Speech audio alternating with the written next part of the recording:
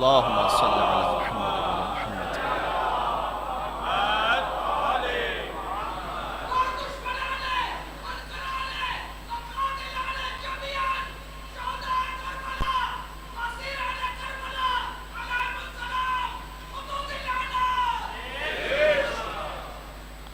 فاتحة إلى أرواح المؤمنين والمؤمنات. بسم الله الرحمن الرحيم.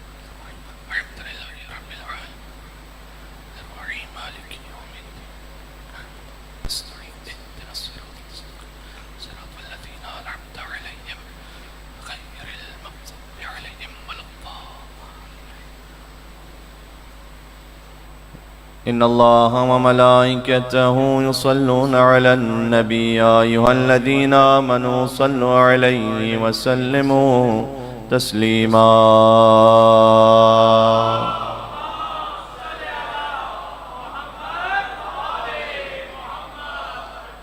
أعوذ بالله من الشيطان الرجيم. بسم الله الرحمن الرحيم.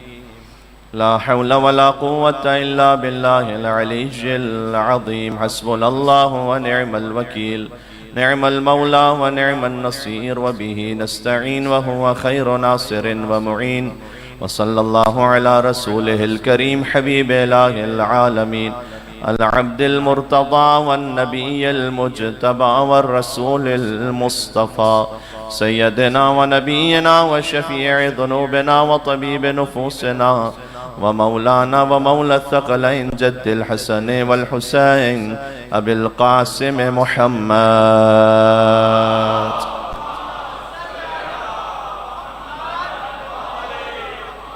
وعلى آله الطيبين الطاهرين المعصومين المظلومين، سيما بقية الله في الأرضين الذين أذهب الله عنهم الرجس وطهرهم تطهيرا.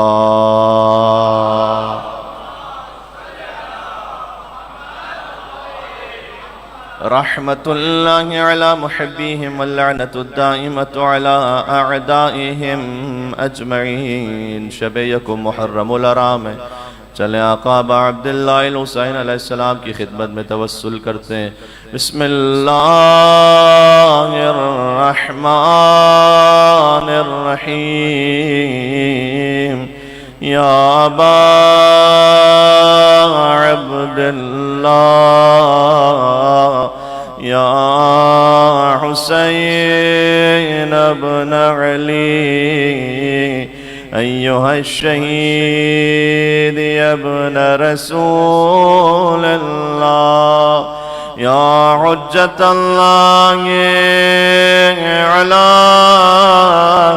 خلقه يا سيدنا ومولانا إنا توجهنا واستشفعنا وتوسلنا بك إلى الله وقدمناك بين يدي حاجاتنا يا وجيه ما شاء الله اشفع لنا اور مل کے یا وجیعان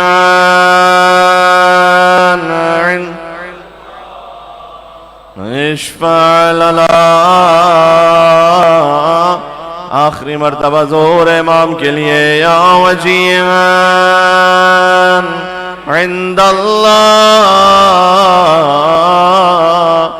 اشفع لنا عند اللہ. مل کے نعرہ الصلوات.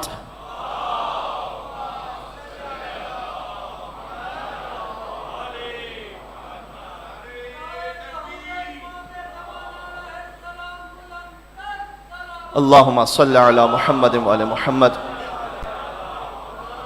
اما بعد فقد قال اللہ الحکیم فی کتابہ المجید. بسم اللہ الرحمن الرحیم.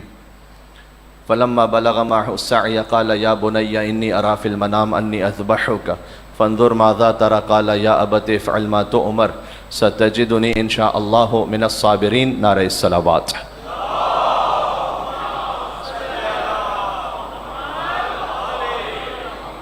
اتنے مومنین ہیں نام حسین پر، ایک اور مل کے بلندر صلوات بھیجیں محمد علیہ۔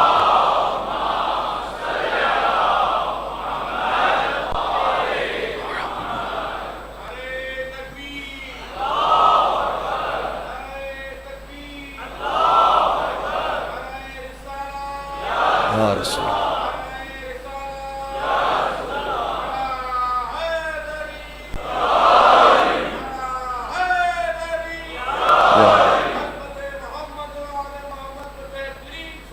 اللہم صلی علی محمد۔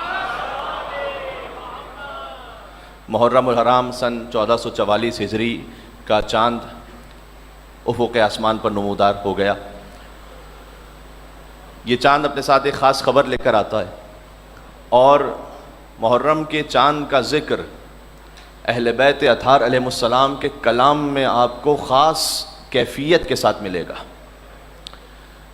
صادق آل محمد کے لیے کہ اذا حل ہلال عاشورا، جب عاشورہ کا چاند آسمان پر نمودار ہو جاتا تھا تو اشتد حسنہ وعظم بکاؤہ علی مصاب جدہ الحسین، تو امام کا حزن شدید ہو جاتا تھا، گریہ بہت بڑھ جاتا تھا، علی مصاب جدہ الحسین، جیسے ہی امام دیکھتے تھے عاشور کے چاند کو۔ بلکہ یہاں روایت ہے کہ امام اس کیفیت میں گریہ فرماتے تھے کہ اہل قریہ اور اہل محلہ وہ آ کر خاص امام کی خدمت میں تعزیت پیش کرتے تھے ان کے جد حسین کی شہادت کی۔ گویا آج آپ جو فرش ادا پر موجود ہیں شب یکم محرم الحرام، آپ اپنے زمانے کے امام کو تعزیت پیش کرنے کے لیے یہاں موجود ہیں۔ اور امام اس کیفیت میں گریہ فرماتے تھے کہ لوگ باقاعدہ خاص آ کر صادق آل محمد کی خدمت میں امام حسین علیہ السلام کا پرسہ پیش کرتے تھے۔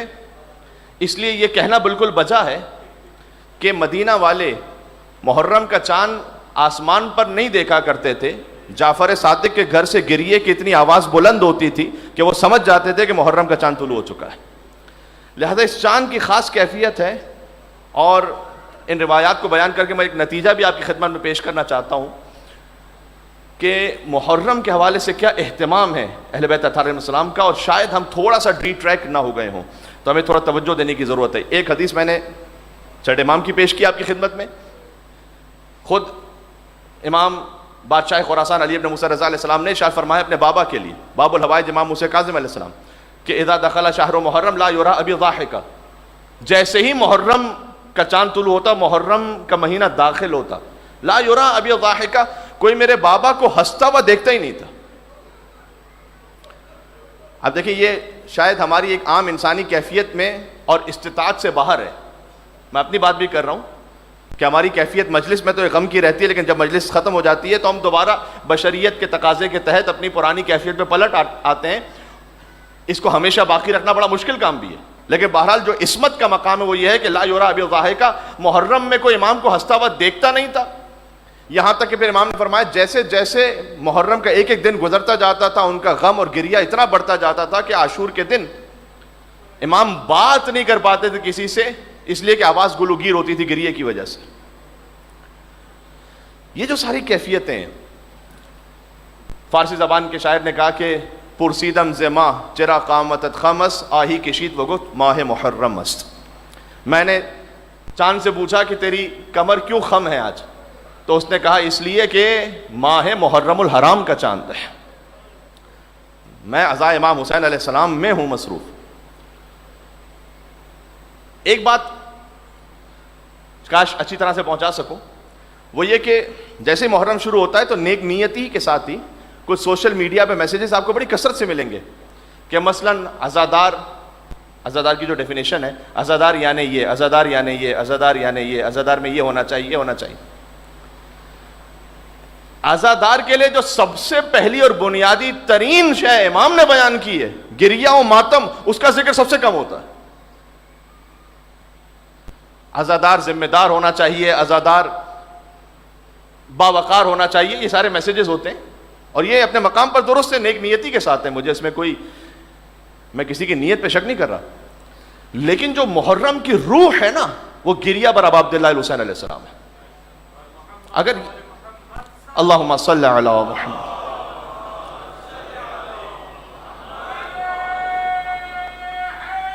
مل کے کہیں یا علی اللہم صلی علی محمد.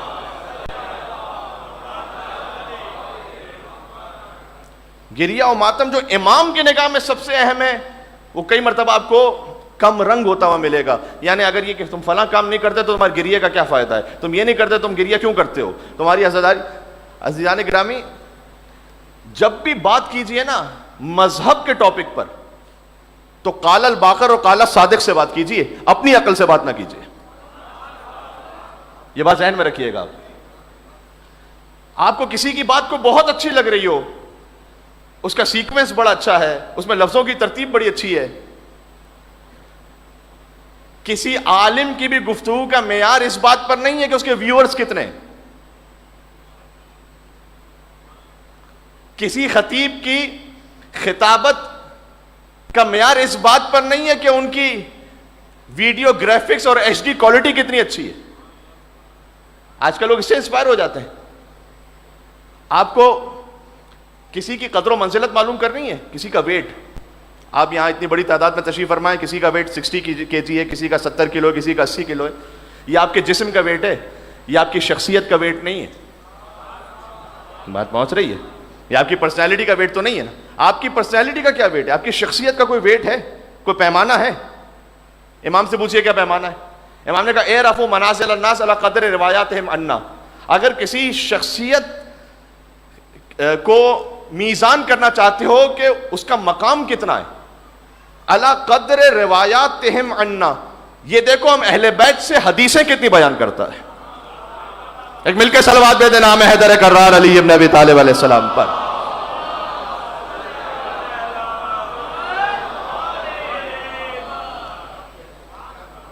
ہم اہل بیت سے روایتیں کتنی بیان کرتا ہے. کہیں آپ عزاداری کے باب میں, کربلا کے باب میں, یا کسی بھی دین کے باب میں کسی سے کوئی بات سنے کتنی اچھی کیوں نہ ہو, آپ پوچھیں اس سلسلے میں کوئی حدیث موجود ہے امام جعفر صادق علیہ السلام کی, امام رضا علیہ السلام کی, امام علی نقی علیہ السلام کی؟ اس کے بغیر مجھے حق نہیں ہے کہ میں اس پہ کلام کروں. یعنی کبھی ہوتا ہے کہ پوری گفتگو گزر جائے کسی خطیب کی اور کوئی ایک حدیث پوری گفتگو میں بیان نہ ہو, تو اس میں فلسفہ بیان ہو جائے, اس میں منطق بیان ہو جائے, اس میں اپنے مزاج کی باتیں بیان ہو, لیکن حدیث بیان نہ ہو. امام نے کہا گفتگو کا ویٹ اس کا ہے کہ جو ہماری حدیث پڑھ رہا ہے. جو مولا رضا علیہ السلام نے فرمایا کہ ان یوم الحسین اقرا جفوننا واسبل دموعنا, حسین کا جو غم ہے وہ ہم پر ایسا طاری ہے کہ ہم نے اتنا گریہ کیا ہے کہ ہماری آنکھیں زخمی ہو گئی ہیں. یہ امام رضا علیہ السلام کا کلام ہے, کسی شاعر کی شاعری نہیں ہے یہاں کہ جس میں ایگزیجوریشن ہو, شاید کسی خطیب کی خطیبانہ رنگ آمیزی بھی نہیں ہے کہ جس نے خطابت کے جوش میں کہہ دیا. امام رضا علیہ السلام نے فرمایا, تو سوچئے گا کہ گریہ کی اور اس عزا کی کتنی زیادہ اہمیت ہے کہ امام نے فرمایا اقرہ جفوننا, اقرہ کہتے ہیں ان پلکوں کو, یعنی ہم نے اتنا زیادہ گریہ کیا کہ ہماری آنکھوں کی پلکیں زخمی ہو گئیں. علی ابن موسیٰ رضا علیہ السلام نے فرمایا واسبل دموعنا, اور اسبل دموعنا کا ترجمہ میں کیسے کروں, ہمارے آنسو نہیں بہ رہے, اسبل سیلاب جاری ہے. لہٰذا آپ کو صادق آل محمد کی حیات میں ملے گا کہ ان کے سامنے جب شاعر کوئی مرثیہ پڑھتا تھا تو امام اتنا گریہ کرتے تھے کہ ان کی ریش مبارک تر ہوتی تھی. ہم میں سے شاید کوئی اتنا گریہ نہیں کر سکتا کہ ہم اتنا روئیں کہ ہماری داڑھی سے آنسو ٹپکنے لگیں, لیکن امام کرتے تھے. یہی حق ہے محرم کا. یعنی یہ کہ اگرچہ کہ میں خود آپ کے سامنے 45-50 منٹ کی یہاں گفتگو کر رہا ہوں, اور لازمی سی بات ہے کہ ایک بہت بڑا امام حسین علیہ السلام کا جو غم ہے وہ انسٹیٹیوشن ہے. واقعی ایسی یونیورسٹی دنیا میں کہاں کسی کو ملے گی کہ جس میں نہ کسی ایڈمیشن فارم فل کرنے کی ضرورت ہے. ہائے ہائے ہائے, بات پہنچ رہی ہے میں کیا کہنا چاہ رہا ہوں. آپ میں سے کون ہے کہ جو کسی فارم کو فل کر کے آیا ہے یہاں پر؟ کوئی رجسٹریشن کروائی ہے کسی نے؟ کسی کو خاص انویٹیشن گیا ہے کیا؟ اچھا, اس یونیورسٹی کی خصوصیت یہ ہے کہ یہاں پر کوئی باؤنڈری بھی نہیں ہے. یونیورسٹی کا ہوتا ہے نا کہ بھئی ایک خاص کیمپس ایک جگہ پر ہے, آپ نے اپنے گھر پہ فرش عزا بچھایا, نام امام حسین لیا, زیارت عاشورہ پڑھنا شروع کی امام حسین کی حیثیت سے, اور ایک بہت چھوٹے سے نوکر امام حسین السلام کی حیثیت سے میں بار بار آپ کو یاد دلاتا رہوں گا, آپ اس کو برا نہ مانیے گا. پانچویں امام نے فرمایا ہے کہ درود تو کسی بھی کیفیت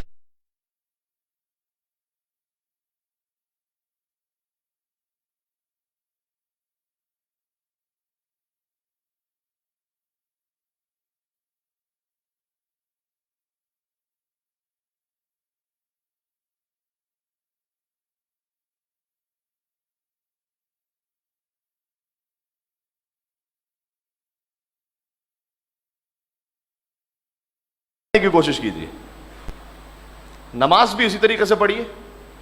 نماز میں امام نے بتلایا کہ جب حالت قیام میں ہو تو بہتر یہ ہے کہ سجدگاہ پر اپنی نگاہ رکھو, یہ زیادہ ثواب ہے, مستحب ہے. خود آیت اللہ سیستانی سے ایک فتویٰ بھی پوچھا گیا, فتویٰ یہاں نہیں کہیں گے, ایڈوائس کہیں گے کہ آپ بتلائیے کہ نماز میں توجہ کیسے زیادہ رہے. تو چونکہ بعض لوگوں کو ہر گمی ہوئی چیز جو ہے نماز میں یاد آتی ہے, تو نماز میں توجہ کیسے زیادہ رہے. تو انہوں نے یہ کہا کہ احادیث ہی کی روشنی میں کوئی بیان کیا کہ اگر آپ سجدگاہ پر نگاہ کرتے ہوئے قیام کریں گے تو خود بخود آپ کی توجہ نماز میں زیادہ رہے گی. آپ تجربہ کر کے دیکھ لیجئے گا, سادہ سا نسخہ ہے, کر کے دیکھ لینے میں کوئی حرج نہیں. تو جس کام کو امام نے جیسے بتلایا نا ویسا کیجیے. صحابہ کرام رضوان اللہ تعالی علیہم اجمعین وہ حضور سے جب کوئی حدیث پڑھتے تھے نا, میں آؤں گا اس عزاداری کے سلسلے میں, ہمارا کانسیپٹ کلیئر ہو, لیکن میں نے کہا جو کام امام نے جیسے بتلایا ویسا کریں. صحابہ کرام جب حضور سے کوئی حدیث بیان کرتے تھے تو اگر حضور نے وہ مسکرا کر کہی ہے حدیث تو وہ بھی آگے مسکرا کر اسے آگے بیان کرتے تھے تاکہ وہ لہجہ پورا رہے, وہ کیفیت وہ جتنا ہو سکے منتقل کر پائیں. اگر حضور نے کوئی بات غضب کے عالم میں کہی ہے تو وہ بھی اسی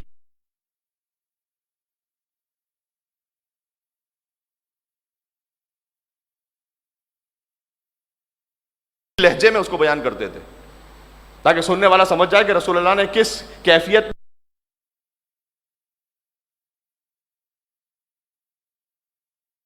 اللہ اکبر, ہے میرے ساتھ یا نہیں ہے؟ 1.25 لاکھ کے مجمع. یا علی, اگر آپ علی کی مولائیت کا اعلان کما حقہ کرنا چاہتے ہیں اور بالکل اس کو کاپی کرنا چاہتے ہیں جو رسول اللہ نے کیا تھا, تو مجمع بھی جمع کیا تھا. 1.25 لاکھ کا مجمع تھا, جو پیچھے رہ گئے انہیں آگے بلایا, جو آگے چلے گئے تھے ان کا انتظار کیا, ان کو پیچھے بلایا. اور حضور نے جب 1.25 لاکھ وہ افراد جو سارے 3 اسٹار ہیں, اب 3 اسٹار کی اصطلاح جو ہے وہ پاکستانیوں سے بڑھ کے تو کوئی سمجھ نہیں سکتا, جو یہاں پر ماشاءاللہ اسٹیبلشمنٹ کا کردار ہے اسے آپ سب سے زیادہ سمجھتے ہیں اس بات کو. یعنی سارے صحابی ہیں وہاں پر, سارے حاجی ہیں, سارے مسلمان ہیں. 1.25 لاکھ کے مجمع میں جب حضور نے, یا جملہ بدل کے کہوں کہ شمس الضحیٰ نے بدر الدجا کو اپنے شانوں پر بلند کیا, تو وہ علی جو پہلے ہی بہت بلند تھا کتنا علی ہو گیا ہوگا.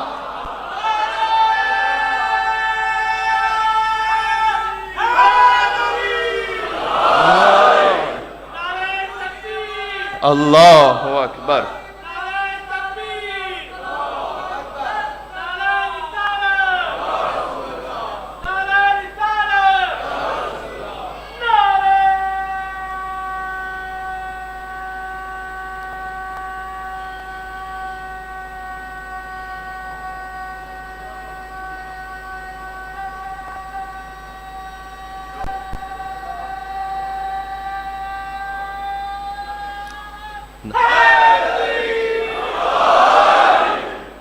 کیا کہنا. تو عرض خدمت یہ, امام علیہ السلام نے جس شے کو عزاداری میں سب سے اہم سمجھا نا, وہ تھا گریہ, وہ تھا غم کی کیفیت. یعنی اب میں یہ کہنا چاہ رہا تھا اپنی تقریر کے لیے بھی, یہ جو ہماری 50 منٹس کی گفتگو ہے نا, اس میں جو فضائل کا حصہ ہے یہ شاعر اللہ میں ضرور ہے, یہ امر اہل بیت ضرور ہے, لیکن عزاداری فقط آخری وہ 5-7 منٹ ہیں, یہ ذہن میں رکھیے گا. اصل عزاداری جو مصائب ہیں,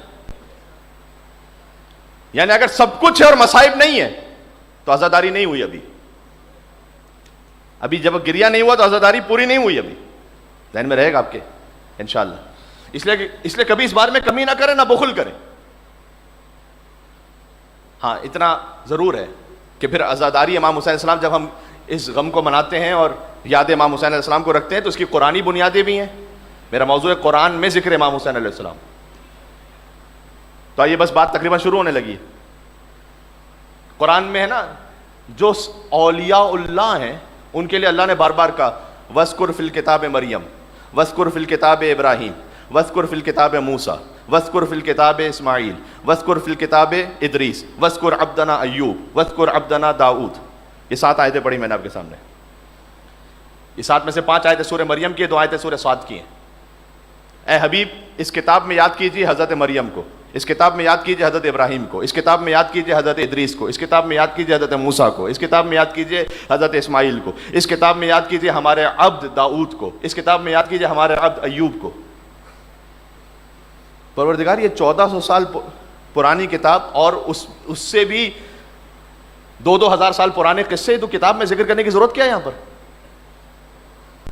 یہ انسپریشن ہے۔ جب آپ یاد کریں گے حضرت ابراہیم علیہ السلام کو تو ابراہیم تھے بت شکن۔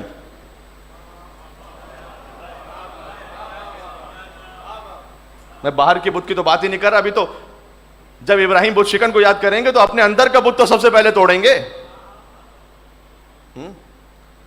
جو کسی کے اندر کا بت ہوتا ہے نا، وہ کوئی نہیں توڑ سکتا سوائے خود اس شخص کے۔ یہ ذہن میں رکھیے گا۔ میرے اندر کا جو بت ہے، اگر اللہ نہ کرے کچھ ہے، ہو سکتا ہے میرا بت آپ کے بت سے کاملاً ڈیفرنٹ ہو۔ میرے اندر کا بت فرق کیجیے شہرت ہے، آپ کے اندر کا بت بزنس ہے۔ بت کا مطلب کیا ہے؟ بت کا مطلب یہ ہے کہ ہر وہ شے جو انسان کو للہیت سے ہٹا دے، اللہ کے راستے سے ہٹا، وہ بت ہے۔ تو وہ میں نے خود توڑنا ہے۔ جو میرے آپ کے اندر کا بت آپ نے خود توڑنا ہے، لیکن مجھے معلوم ہی نہیں کہ آپ کا بت کون سا ہے، آپ نے خود توڑنا ہے۔ تو یہ انسپریشن ہے۔ ابراہیم علیہ السلام کے جب واقعے کو سنیں گے، بت شکن تھے۔ موسیٰ علیہ السلام کے واقعے کو سنیں گے، مناجات کرتے تھے اللہ سبحانہ و تعالیٰ سے طور پہ جا کے۔ حضرت ایوب علیہ السلام کے واقعے کو سنیں گے۔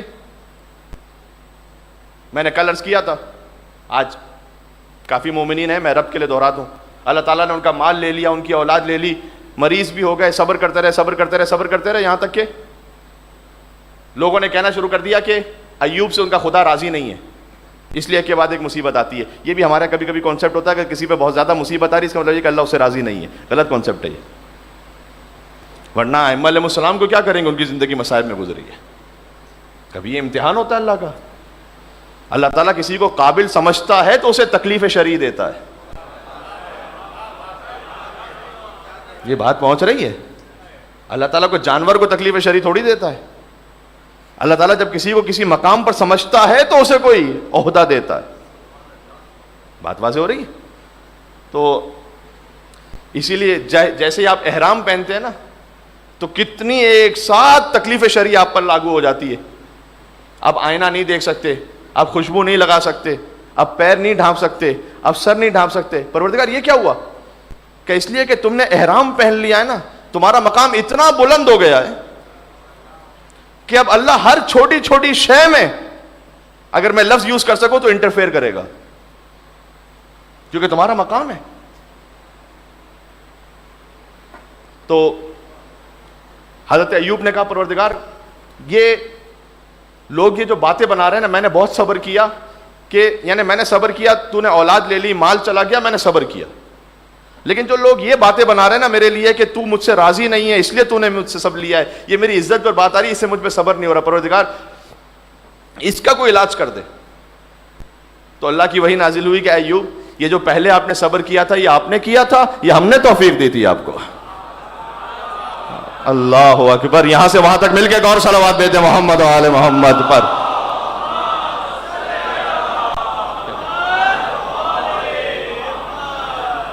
یہ تو ابھی سے اناؤنسمنٹ شروع ہو گئے۔ BTH 692 city MT BFC 913 civic, یہ اس کو صحیح کر لیجئے گا۔ اچھا، عرض خدمت یہ تو اللہ تعالیٰ نے اپنے اولیاء کا ذکر کیا قرآن میں، اللہ کی سنت ہے، یاد رکھیے گا۔ ابراہیم علیہ السلام کا ذکر ہو، ایوب علیہ السلام کا ہو، داؤد علیہ السلام کا ہو، ان سب کا ذکر ایک طرف، حسین کا ذکر ایک طرف۔ کیوں؟ کیوں؟ لبیک یا حسین، کہنا ہے تو مل کے کہیں لبیک لبیک یا حسین یا اللہم صلی علی محمد۔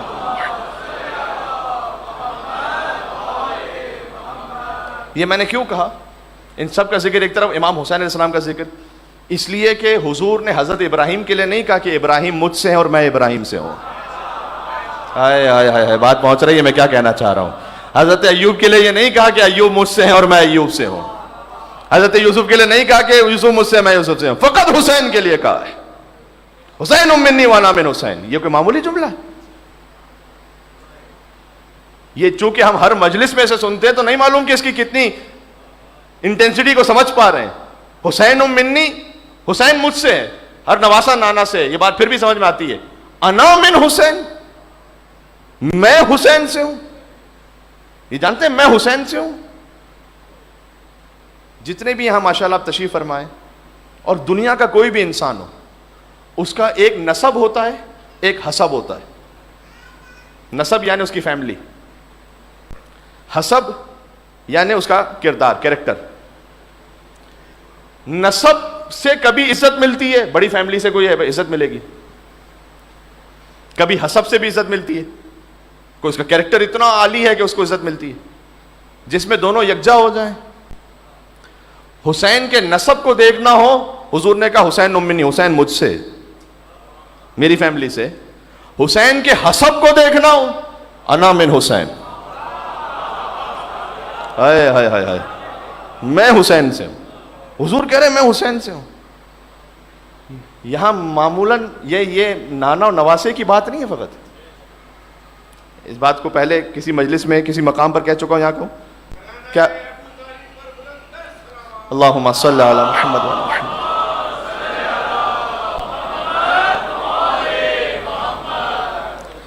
کہ جب حسین پشت رسالت پر ہوں تو کسی فقیہ نے، کسی شیعہ یا سنی فقیہ نے یہ فتویٰ نہیں دیا کہ سنت رسول یہ ہے کہ جب بھی آپ کا نواسا، ماشاءاللہ بزرگ بھی نظر آ رہے ہیں، تو آپ کا نواسا کبھی آپ کے پشت پر آ جائے گا تو آپ 70 مرتبہ کہیں گے سبحان ربی الاعلی و بحمدہ، اور کہیں گے سنت رسول یہ ہے کہ میں بھی یہ کہوں گا. نہیں ہے. یہ یہاں پر یہ نواسا اور نانا کا معاملہ نہیں ہے، فقط امامت حسین ہے جو رسالت مصطفیٰ پر بیٹھی ہوئی ہے. حضور تعارف کروا رہے ہیں. کوئی بھی پیشمام نماز پڑھا رہے ہوں اور ان کا نواسا یہاں ان کی پشت پر آ کے بیٹھ جائے، اور یقین جانیے 70 تو چھوڑ دیں، اگر وہ 10 مرتبہ بھی پڑھ لینا سبحان ربی الاعلی و بحمدہ، میں دیکھتا ہوں اگلی نماز جماعت میں کیا ہوتا ہے. تو لوگ کہیں گے کہ مولانا آپ کا نواسا تھا تو اس میں ہمارا کیا قصور تھا، آپ نے گھر کا معاملہ تھا، آپ مسجد میں اتنی لمبی لمبی نماز پڑھوا رہے ہیں ہمیں. یہ سارے فقہی مسئلے اس وقت بھی یاد بھی آ جاتے ہیں کہ کیونکہ خود امام جماعت کے لیے مستحب ہے کہ اضعف المامومین کا خیال رکھے، جو نماز پڑھنے والوں میں سب سے ضعیف ہے ان کا خیال رکھے، بہت لمبی نماز نہ پڑھائے. کتنا پریکٹیکل دین ہے واقعی ہمارا. آپ کو آیت اللہ خمینی کے اس میں بھی ملے گا کہ وہ نماز پڑھاتے تھے، اور بزرگ علماء کے اس میں بھی، کہ وہ نماز پڑھا رہے ہیں تو مختصر نماز، جو نماز جماعت کے ساتھ پڑھا رہے ہیں. باقی آپ نے اپنی نماز شب پڑھنی ہے، مستحب نمازیں پڑھنی ہے، وہ آپ جتنی پڑھیں. واقعی پریکٹیکل ہے. آیت اللہ مرشی نجفی تو جب بی بی معصومہ قم کے حرم میں نماز پڑھاتے تھے تو ان کے لیے منقول یہ ہے کہ اتنا اسپیڈ میں نماز پڑھاتے تھے کہ یہاں اذان شروع ہوئی اور انہوں نے وہاں اپنی نماز شروع کر دی، اذان ختم ہونے کا بھی ویٹ نہیں کرتے تھے. اب میں یہ نہیں کہہ رہا کہ ہر جگہ یہ ہونا شروع ہو جائے، لیکن وہ اس لیے اسپیڈ میں پڑھاتے تھے کہ جتنے اطراف کے بزنس مین تھے، دکاندار، وہ سب آ جاتے تھے ان کے پیچھے نماز پڑھنے کے لیے. 5 منٹ میں مغرب عشاء دونوں پڑھائی، نماز جماعت کا ثواب ملا، فارغ ہو گئے، اس کے بعد اپنی دکان پہ چلے گئے. رسول اللہ کے لیے روایت میں ہے کہ مرتبہ انہوں نے بہت جلدی نماز پڑھائی، یہ روایت میں. تو صحابہ کرام نے پوچھا کہ یا رسول اللہ آپ نے آج بڑی جلدی نماز پڑھا کے ختم کر دی، وجہ؟ کہ تم نے آواز نہیں سنی؟ ایک بچہ رو رہا تھا اور اس کی ماں جماعت میں شریک تھی. ہائے ہائے، وما ارسلناک الا رحمۃ للعالمین. کیا بات ہے، ہم نے آپ کو عالمین کے، سبحان اللہ.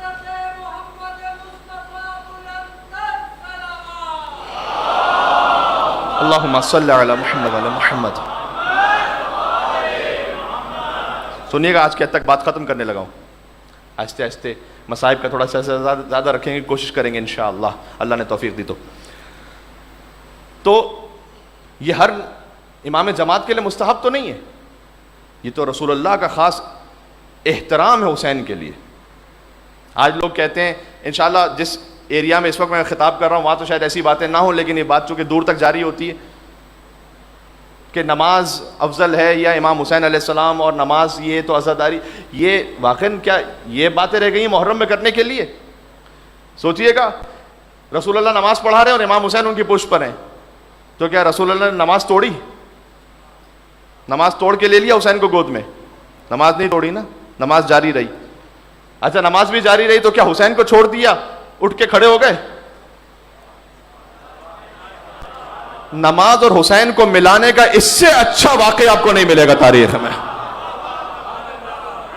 کیا بات ہے, سبحان اللہ.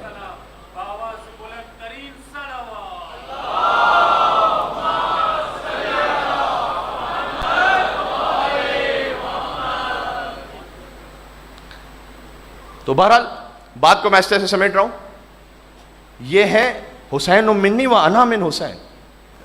اس لیے قرآن میں ابراہیم علیہ السلام کا ذکر کیجئے, اسماعیل علیہ السلام کا ذکر کیجئے, مریم سلام اللہ علیہ کا ذکر کیجئے, حضرت داؤد, حضرت ایوب علیہ السلام کا ذکر کیجئے. ان میں سے کسی کے لیے حضور نے یہ نہیں فرمایا کہ میں ان سے ہوں, حسین کے لیے کہا میں ان سے ہوں.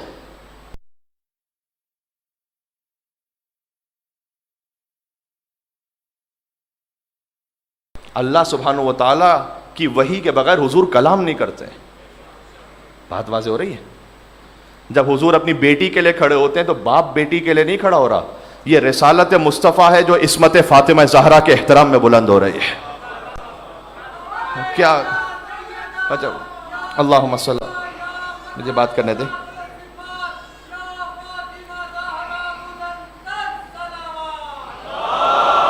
اللہم صلی علی محمد و محمد. چلیں آپ کے جذبات ہیں تو میں ایک جملہ کہہ دوں, ورنہ میں چاہتا ہوں کہ زیادہ سے زیادہ بات ہو جائے. کرتی ہے تیری ذات کبھی بات خدا سے, بی بی محدثہ ہیں, جبریل کے ذریعے سے خدا سے ہم کلام ہوتی ہیں. ملتی ہے محمد کو شفا تیری قصہ سے. ہائے ہائے ہائے, انی اجد فی بدنی ضعفا. حدیث قصہ پڑھ رہا ہوں, حدیث قصہ پڑھ رہا ہوں, کوئی غیر معتبر روایت نہیں, حدیث قصہ پڑھ رہا ہوں. انی اجد فی بدنی ضعفا, میں ہاتھوں کو جوڑ کے کہوں یا رسول اللہ آپ کے بدن میں ضعف ہے تو آپ ڈاکٹر کے پاس کیوں نہیں جاتے, فاطمہ کے پاس کیوں ہے سلام اللہ علیہا؟ نہیں, آپ نے عام حالات میں جانا ہے طبیب کے پاس, لیکن جب نبوت کے جسم میں ضعف ہو اسے قوت ملتی ہے فاطمہ تو زہرا سلام اللہ علیہا سے, بضعت الرسول سے. کرتی ہے تیری ذات کبھی بات خدا سے, ملتی ہے محمد کو شفا تیری قصہ سے. راضی نظر آتے ہیں علی تیری رضا سے, کہ حسنین بھی بنتے ہیں سخی تیری عطا سے. اللہ اکبر, حسنین بھی بنتے ہیں سخی, محرم کے لیے کہنے لگا ہوں, حسنین بھی بنتے ہیں سخی تیری عطا سے, کہ زینب بھی ہے پاکیزہ تیری پاک رضا سے, اور بن جاتا ہے عباس بھی بس تیری دعا سے. بن جاتا ہے عباس بھی, دین مکمل اس دو جملوں میں ہو جائے گا, بن جاتا ہے عباس بھی بس تیری دعا سے. تو ہم خوش ہیں کسی سے تو فقط تیری خوشی پہ, ہم خوش ہیں کسی سے تو فقط تیری خوشی پہ, اور جس جس سے تو ناراض ہو لعنت ہو اسی پہ.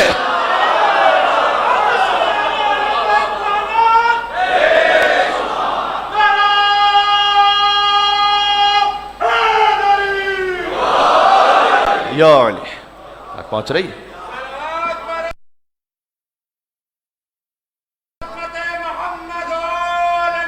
آخر تک مل کے بھیجے گا. اللہ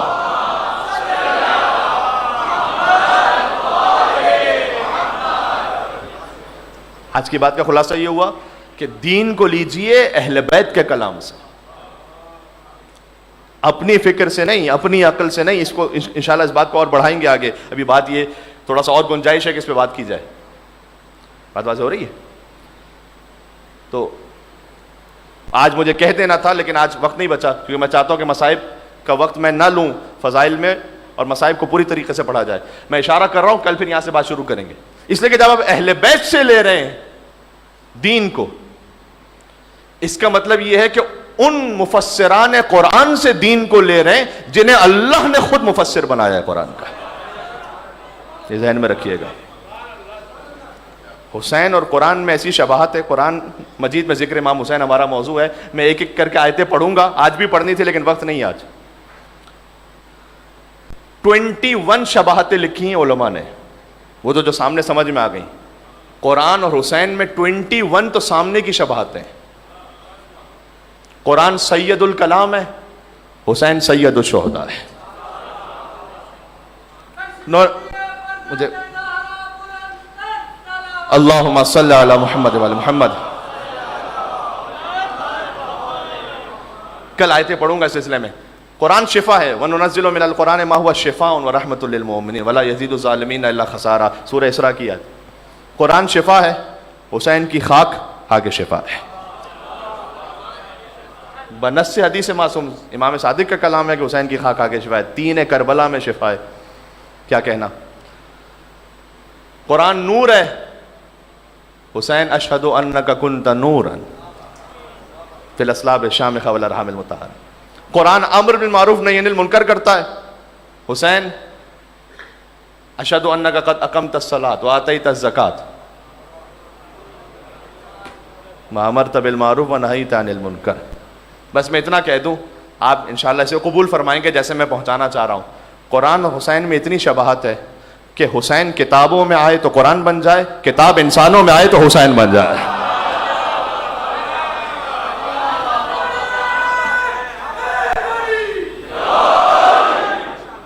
بات پہنچ رہی ہے؟ یہ جملہ پھر سے کہوں، اللہم صلی علی محمد وعلی محمد. یہ جملہ پھر سے کہوں، یہ ذہن میں رہے گا. کل اسی جملے سے بات شروع کریں گے. حسین کتابوں میں آئے تو قرآن بن جائے، قرآن انسانوں میں آئے تو حسین بن جائے.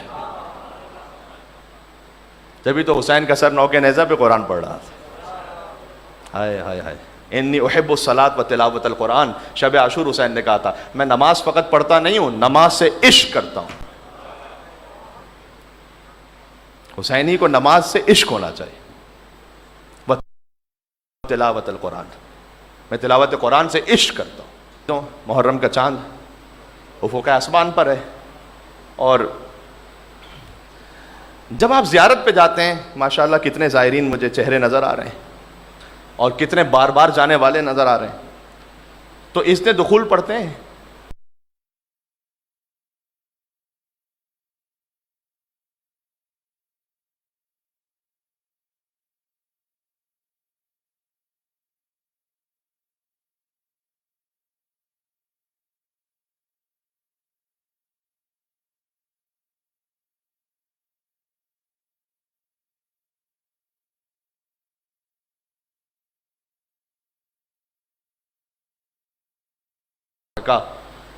آپ اللہ سے اجازت لیتے ہیں، پنجتن سے اجازت لیتے ہیں، اور پھر کہتے ہیں کہ اے ملائکہ جو اس مقام پر مقیم ہے اللہ کے اذن سے، کیا مجھے اجازت ہے کہ میں اس حرم میں داخل ہو جاؤں.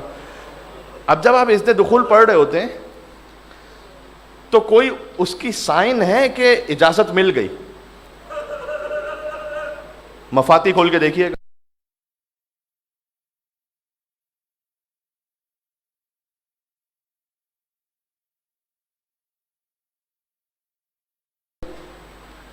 سمجھو یہ اذن مل گیا.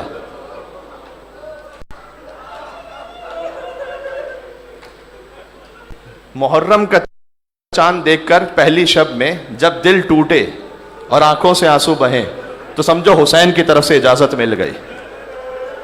آؤ محرم میں میرا غم منانے کے لیے آؤ. کیا کہنے. معمولاً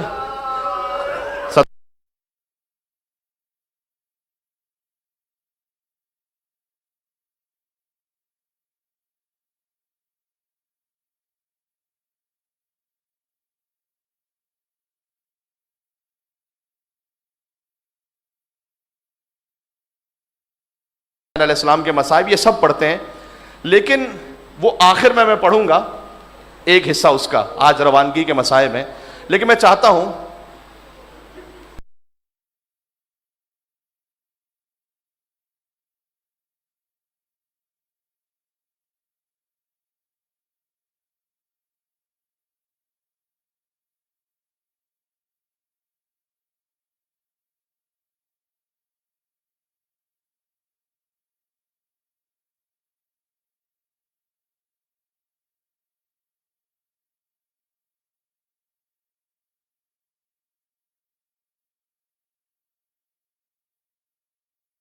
حسین کی طرف سے اجازت مل گئی.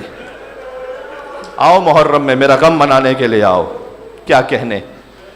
معمولاً حسین علیہ السلام کے مصائب یہ سب پڑھتے ہیں، لیکن وہ آخر میں پڑھوں گا ایک حصہ اس کا. آج روانگی کے مصائب ہیں، لیکن میں چاہتا ہوں یہ پہلی مرتبہ خود میں زندگی میں یہ کام کرنے لگا ہوں، اس لیے کہ میں نے جب تو میں چاہتا ہوں زیارت ناہیہ سے کچھ جملے پڑھ دوں، جس کو جتنی توفیق نصیب ہو جائے وہ بآواز بلند پڑھ دوں، جس کو جتنی توفیق نصیب ہو جائے وہ بآواز بلند روتا رہے۔ امام زمانہ فرماتے ہیں سلام اس حسین پر جو خاک اور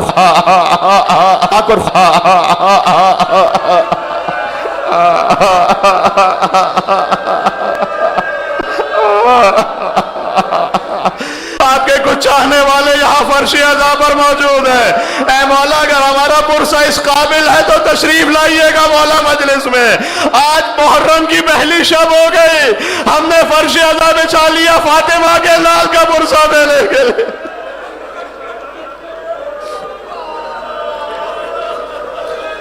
جزاک اللہ۔ سلام اس مظلوم پر جس کے خیموں کو پھاڑ ڈالا گیا،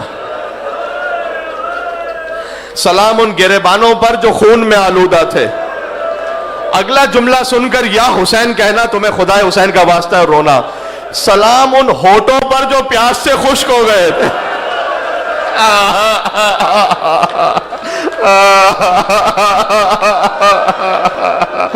سلام ان ہونٹوں پر جو پیاس سے خشک ہو گئے تھے۔ سلام ان شہداء پر جن کو ٹکڑے ٹکڑے کر دیا گیا۔ سلام ان جسموں پر جن کو برہنہ کر دیا گیا۔ اللہ اکبر۔ ظالم حسین کا لباس لوٹ کر چلے گئے۔ سلام ان اعضاء پر جن کو جسموں سے کاٹ ڈالا گیا۔ کیا کیا مصائب امام حسین کے، کوئی انگلی کاٹ کر چلا گیا، کوئی ہاتھ کاٹ کر چلا گیا امام حسین۔ توفیق رہی تو پڑھیں گے نام امام حسین پر۔ سلام ان مستورات عصمت پر جن کو بے ردا کر دیا گیا۔ السلام علی علی الکبیر، سلام علی اصغر پر۔ السلام علی علی الصغیر، سلام و شیرخوار علی اصغر پر۔ سلام ان جسموں پر جنہیں قتل کے بعد چھوڑ دیا گیا بیابان میں۔ اب اس کے بعد امام فرماتے ہیں حسین کو بھی ایک غسل دیا گیا، جانتے ہو کون سا؟ السلام علی المغسل بدم الجراح، سلام اس کو جیسے اس کے خون سے غسل دیا گیا۔ ایک ایک جملہ کلیجہ چیر دیتا ہے عزیزو، یہ میرا اپنا جملہ نہیں ہے، امام زمانہ علیہ السلام۔ اے امام زمانہ آپ کے چت کے مسائب پڑھ رہا ہوں، مولا یہ منتظر تشریف فرما ہے اپنی جھولیاں پھیلا کر۔ مولا کوئی نظر کرم، سلام ہو اس پر جسے ہر طرف سے نیزے مارے جا رہے تھے۔ سلام اس پر جس کی شہ رگ کو بے دردی سے کاٹ دیا گیا۔ سلام اس ریش مقدس پر جو خون سے تر تھی۔ سلام ان رخساروں پر جو خاک آلود تھے۔ سلام ان دانتوں پر جن پر چھڑی ماری جا رہی ہے۔ بس عزیزوں گریہ کر لیا نا امام حسین پر، بس زیارت ناہیہ کی جو شہادت کا حصہ ہے وہ پڑھوں گا انشاءاللہ، جب توفیق رہی عاشور کے دن پڑھوں گا۔ لیکن ابھی اتنا کہ حسین جن کے دانت بھی زخمی ہیں، جن کے لب بھی زخمی ہیں، آگے زیارت ناہیہ میں ہے کہ سلام حسین آپ پر، جب آپ کا وقت شہادت آیا تو آپ نیم کھلی ہوئی آنکھوں سے اپنے بچوں کی طرف دیکھ رہے تھے، یعنی حسین اس وقت سکینہ کی طرف دیکھ رہے تھے۔ حسین چاہتے تھے میرے بعد سکینہ یتیم ہو جائیں گے، سکینہ کو تماچے مارے جائیں گے، لیکن میں ہاتھوں کو جوڑ کے عرض کروں گا اے بی بی سکینہ، مجھے نہیں معلوم باپ کے ساتھ آ کر تماچے کھانا زیادہ سخت تھا یا آپ کی ایک بہن صغرا مدینہ میں رہ گئی وہ زیادہ سخت تھا۔ حسین کی ایک بیٹی ساتھ آئی ہے، ایک بیٹی مدینہ میں رہ گئی ہے۔ جب حسین چلنے لگے ہیں عزیزو، نام حسین پر آپ نے گریہ کیا ہے۔ یہ کچھ متاخرین نے فارسی کتابوں میں یا بعض عربی کتابوں میں، کچھ مرثیوں میں جو کچھ کلام ملا ہے میں اس سے پڑھ رہا ہوں۔ جب حسین نے ہر ایک کو ساتھ لیا نا، کل میں نے سنائے تھے آپ کو کچھ بند، پہنچی جو ہی ناقے کے قریب دختر حیدر، خود ہاتھ پکڑنے کو بڑھے سبت پیمبر، اور فضا تو سنبھالے ہوئے تھی گوشہ چادر، تھے پردہ محمل کو اٹھائے علی اکبر، فرزند کمر بستہ چپ و راز کھڑے تھے، اور نالین اٹھا لینے کو عباس کھڑے تھے۔ ایک دن تو مہیا تھا یہ سامان سواری، ایک روز تھا وہ گرد تھے نیزے لیے ناری، محمل تھا نہ ہودج نہ کجاوا نہ ہماری، اور بے پردہ تھی وہ حیدر کرا۔ حیدر کرار کی پیاری، ننھے کئی بچوں کے گلے ساتھ بندھے تھے بال کھلے چہروں پہ اور ہاتھ. بس یہی وجہ تھی جب بی بی زینب نے سفارش کی نا بی بی فاطمہ تو صغرا کی کہ بھئیہ جب سب جا رہے ہیں تو صغرا کو بھی لے کر چلیں. اس وقت حسین نے کہا تھا، بظاہر کتاب نزہۃ الحسین سے شاید یہ روایت ہے، اس میں امام حسین نے کہا کہ اے بہن آپ جانتی ہیں کہ کربلا کے بعد سر کھلے بازاروں میں جانا ہے، درباروں میں جانا ہے. اللہ نے جو مجھے اولادیں عطا کی ہیں ان میں کوئی میرے نانا رسول اللہ کی شبیہ ہے، کوئی میرے بابا علی مرتضیٰ کی شبیہ ہے، لیکن میری یہ بیٹی صغرا میری ماں فاطمہ الزہرا. آئے حسین،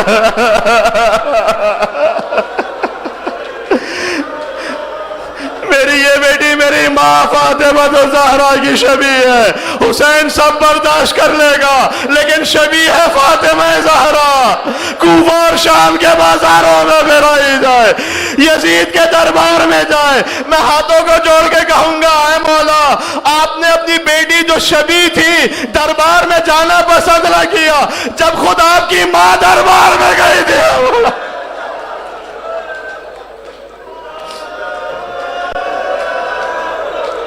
جزاک اللہ. حق یہی ہے کہ حسین پر ایسے گریہ کیا جائے. ایک جملہ مجھے اور کہنے دو، صغرا کا خط پڑھنا ہے بس مجھے ایک جملے میں. امام چلے گئے 28 رجب کو چلے مدینہ سے، 3 شعبان پہنچے مکہ. شعبان، رمضان، شوال، ذی القعدہ مکہ میں رہے. ذی الحج کی 8 تاریخ کو حج کے احرام کو عمرے میں بدلا، حسین نے مکہ چھوڑا. اب صغرا ہیں جو منتظر ہیں، محرم کا چاند طلوع ہوا، صغرا کا دل بے چین ہے. آتی ہیں نانی ام سلمہ کے پاس، بار بار آ کر کہتی ہیں کہ اے نانی میرے بابا کی طرف خیر ہو، کاش میرے بابا کی طرف خیر ہو. حسین نے ایک شیشی دی تھی کربلا کی خاک کی جناب ام سلمہ کے پاس، فرمایا تھا کہ جب تک یہ خاک رہے سمجھنا میں زندہ ہوں، جب یہ خاک خون میں بدل جائے. تو صغرا بار بار آ کر دیکھا کرتی تھی. ایک دن آ کر کہا کہ نانی جان میں چاہتی ہوں اپنے بابا کو خط لکھوں. بیٹی آپ کا خط پہنچائے گا کون؟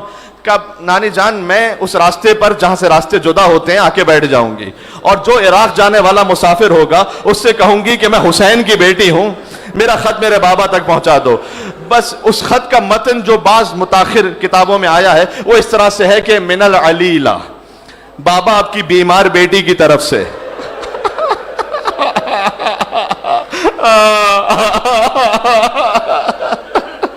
بابا آپ کے نام، ثم السلام التام، بابا آپ پر میرا مکمل بار بار سلام ہو.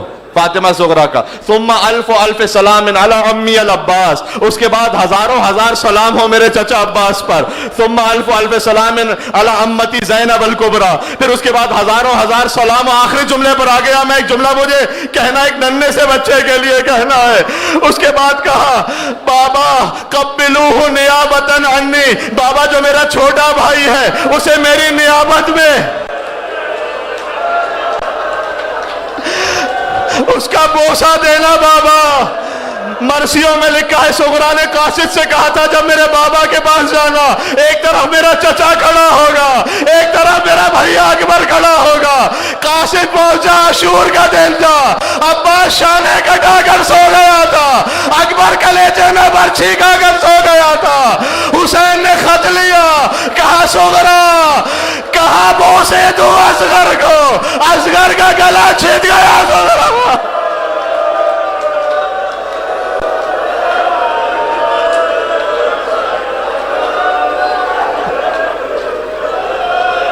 شب یکم محرم الحرام میں سب مل کر چلے آقا عبداللہ الحسین کی خدمت میں. السلام علیک یا ابا عبداللہ وعلی الارواح التي حلت بفنائک. سب مل کے السلام علی الحسین وعلی علی ابن الحسین وعلی اولاد الحسین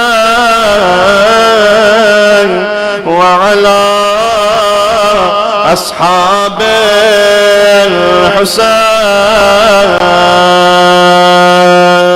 الحسين يا حسين يا حسين يا حسين يا حسين يا حسين يا حسين يا حسين يا حسين يا حسين يا حسين يا حسين يا حسين يا